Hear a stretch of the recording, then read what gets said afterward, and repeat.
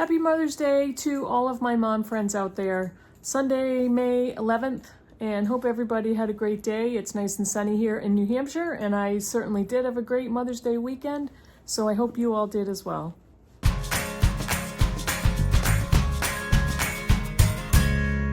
BookTube, it's Kim at Middle of the Book March, and this is my Bookish week for Sunday, May 11th. I just said that, so it should be right on the top of my head. And the same as in the last couple of weeks, my reading has been pretty slow. I haven't had a lot of bookish things that have been changing through the week.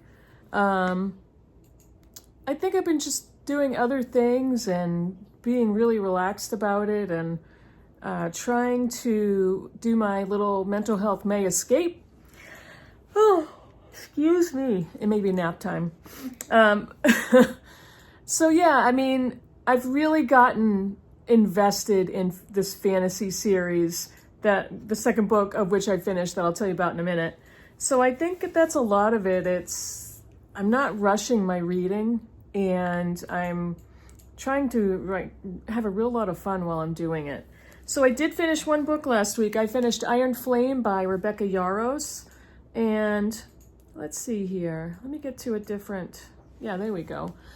This is the second book in the Fourth Wing series, and if I read correctly, I think there's supposed to be 5 books. This is number 2 after Fourth Wing, and it's a continuation. I can't give you a lot of details, but the Fourth Wing is about a war academy, and it's in fantasy world, so I don't really know what time period it's supposed to be.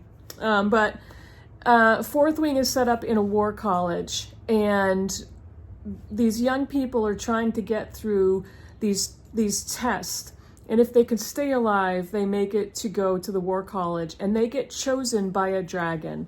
So every student that passes all of these tests gets chosen by their dragon that they become bonded with. And you know, there's Violet is our main character, and Xaden, she's the main female character, and Xaden is the lead male character. And it's kind of their adventures. There eventually is a war going on, and all of these young people from this war academy are pulled out of it very quickly in order to help this revolution and help the cause. And Iron Flame is a continuation of all that story. So it definitely follows Violet and Xaden and their dragons. And there's a lot of twists and turns. There's a lot of secrets. And it's definitely, there's some spicy romance bits going on. It's quite a bit more explicit than a lot of other romanticises that you may have read. And I think that's part of its phenomena is, you know, the word is out. And the word is out about all of the spicy bits and the relationship aspect. And I'm into it. I'm deep into the storyline. I am invested in the series, which is really interesting because I am typically not a series reader. And if I find a book that looks interesting, I don't always pick it up if I know it's part of a series.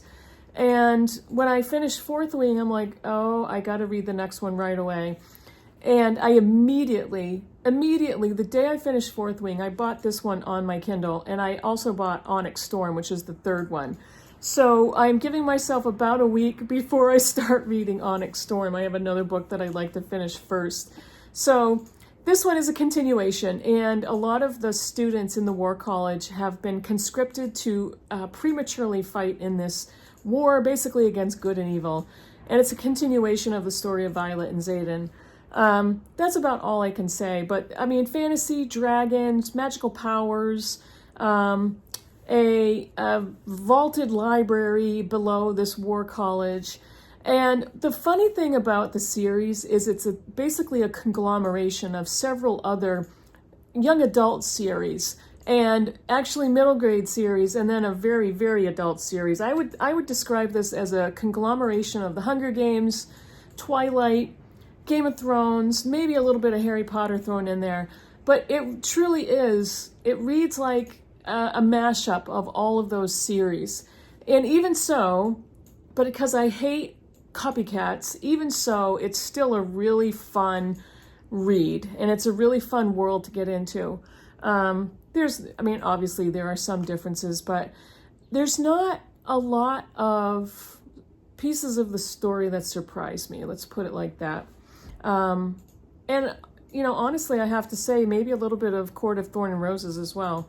But I don't know. This woman is banking after these books are coming out. I mean, some of the time you can't even get these books in a bookstore, and it really is a phenomenon. So, yep, I finished Iron Flame, and probably in another week I'll pick up Onyx Storm and read that one. So I did, this was kind of a project for Mental Health May, is,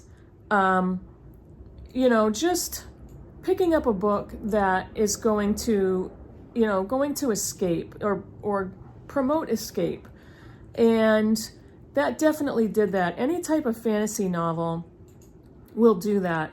And I'm trying to get the other book that I'm currently reading, trying to get the cover to pull up so I can show you that actually I'll show you that right now. So, Mental Health May, Marilyn and I talked about this. It's extremely low key this year. We're not doing a video kind of an introduction or a video read along of any kind. We're not really doing any, any special videos or ending videos, anything like that. We both wanted to keep this very low key and chill and relaxing and fun to do. So the basic goal is to read an odd number of books that will take you out of your everyday stressors or everyday concerns and help you escape. So that's what I did with Fourth Wing and Iron Flame. And I have other books that I'm going to read that I think are either already doing that or will do that when I pick them up.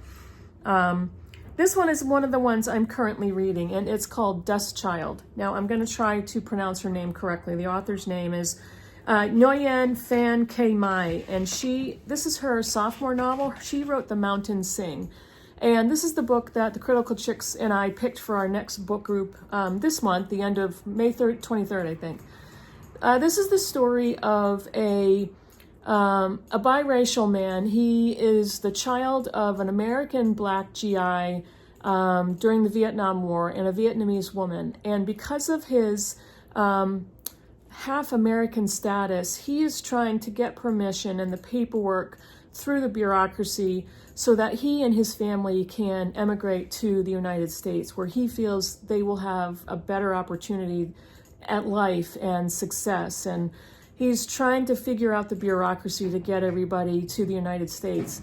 And at first he thinks that because his father was an American soldier, that he should not have that much of a problem getting everybody to the US. But because he had previously applied for himself to emigrate, the paperwork and the red tape that it has taken all of his energy to prepare for not only him but his family has caught him up, and there are some major roadblocks for him to do this. So as far as the rest of this book, it's also a book about racial prejudice and in a different time in history. So this is the one we're reading for my book group, Dust Child.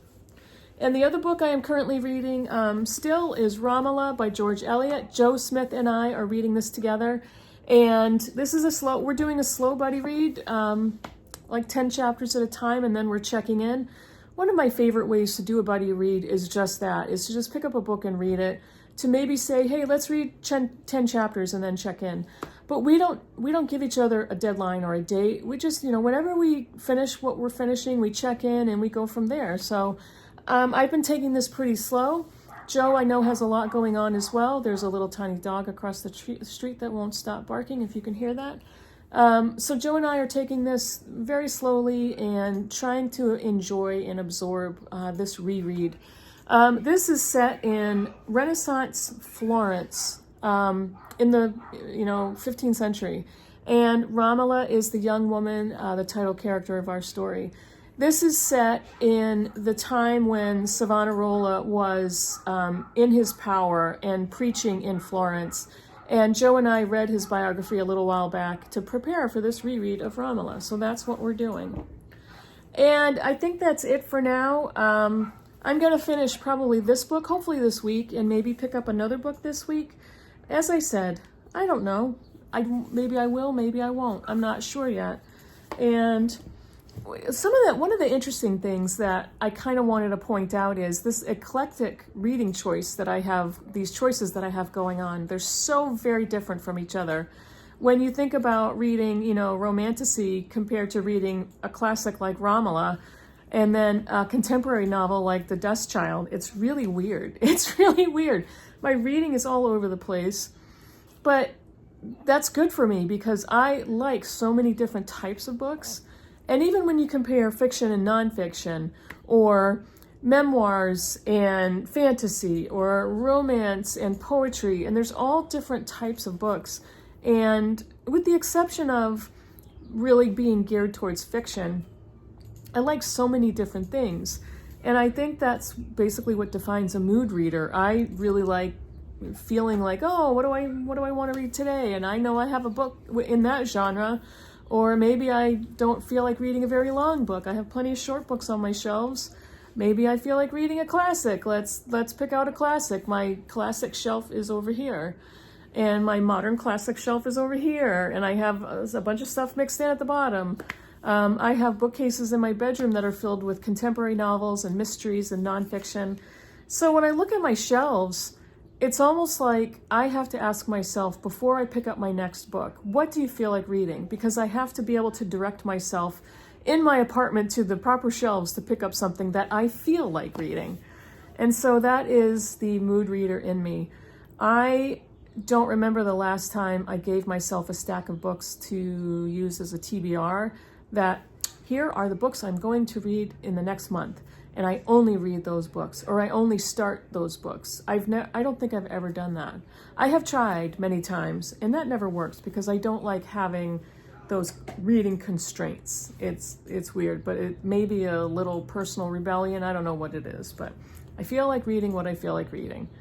And I know there are many more of you out there. I know that some of you really like lists and TBRs, and I think that might make my reading life a little easier, but I'm resistant. I'm very, very resistant. So that's it for me for this week. Let me know in the comments below what you like, how you like to read, if you're a mood reader or a TBR reader, and let me know what you think of any of the books I told you about, and I will see you all in the next video. Bye, everybody.